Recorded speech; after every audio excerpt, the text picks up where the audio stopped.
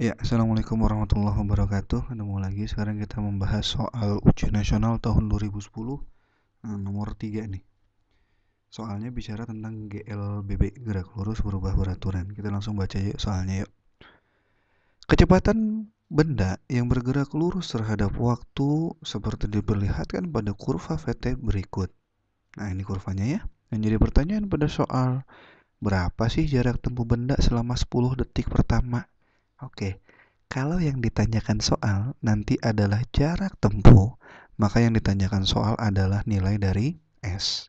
Dan soal ini sekali lagi saya ingatkan, bicara tentang siapa? GL, BB atau gerak lurus berubah beraturan. Dari mana kita paham bahwa ini adalah GLBB? Dari gambar kurvanya. Pernah mungkin diajarkan kalau misalkan kita nanti diberikan kurva.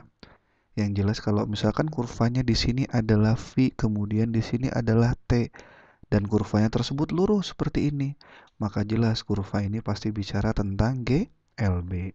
Kemudian kita juga pernah diingatkan, kalau kita diberikan suatu kurva, misalkan di sininya adalah V, lalu di sininya adalah T, kemudian kurvanya naik seperti ini, pasti bicara kurva tersebut tentang GLBB. Gerak lurus berubah beraturan.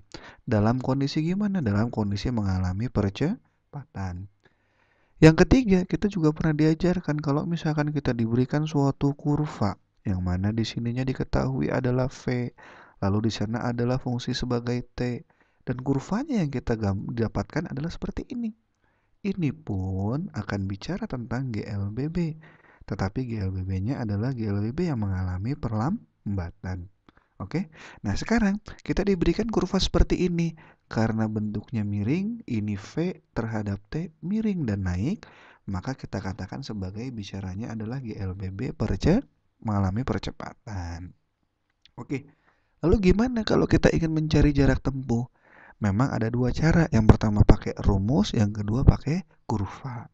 Untuk saat ini saya akan jelaskan pakai rumus. Caranya gimana? Dua hal rumus yang kita ingat untuk menyelesaikan soal ini. Yang pertama adalah cara mencari percepatan pada kurva, yaitu dengan menggunakan persamaan delta V dibagi dengan delta T. Dan rumus yang kedua yang perlu kita ingat adalah rumus S atau rumus jarak. Rumus yang kita ingat, harus kita ingat, yaitu tinggal sama dengan V0 dikali dengan T plus minus gitu kan. Plus kalau dia mendapatkan percepatan atau kurvanya naik. Minus kalau dia mendapatkan perlambatan atau kurvanya gimana tuh? Turun. Plus minus siapa? Plus minus setengah dikali dengan A percepatan dikali dengan T kuadrat. Oke. Nah, sekarang informasi kita kumpulkan dulu. Ternyata pada saat T-nya sama dengan 0, V-nya juga 0. Berarti di sini kita bisa peroleh nilai V0-nya itu sama dengan 0.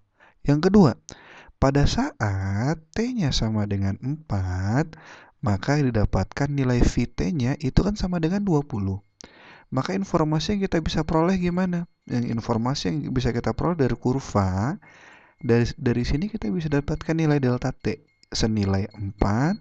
Dan kemudian di sini kita bisa dapatkan nilai siapa? Delta V senilai berapa? Senilai 20. Maka sebelum kita mencari S, langkah pertamanya adalah kita mencari dulu nilai percepatannya, yaitu dengan menggunakan persamaan delta V dibagi dengan siapa? Delta T. Dari gambar kita sudah peroleh tuh. Oh, delta V-nya teh 20, kemudian delta T-nya 4. Berarti 20 dibagi 4, sisanya pasti 5. Satuannya meter per sekon kuadrat. Setelah ketemu nilai A, baru langkah keduanya kita cari nilai S-nya. Pakai persamaan yang mana? Yang atas. Berarti tinggal sama dengan V0 dikali dengan T. Karena dia percepatan berarti jadi ditambah.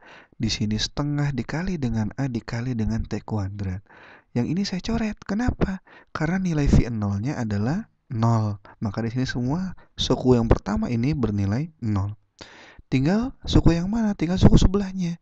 Berarti setengah dikali A. A-nya berapa? A-nya kita sudah peroleh 5. Oh, setengah dikali 5. Kemudian T yang diminta soal adalah setelah bergerak selama 10 detik. Berarti T-nya ini. Oh, berarti 5 dikali 10 dikuadratkan jadi berapa? 100. Setengahnya dari 100 adalah 50. 5 dikali 50 kesimpulannya sama dengan 250 meter. Oke? Itu dulu sedikit, mudah-mudahan bisa difahami.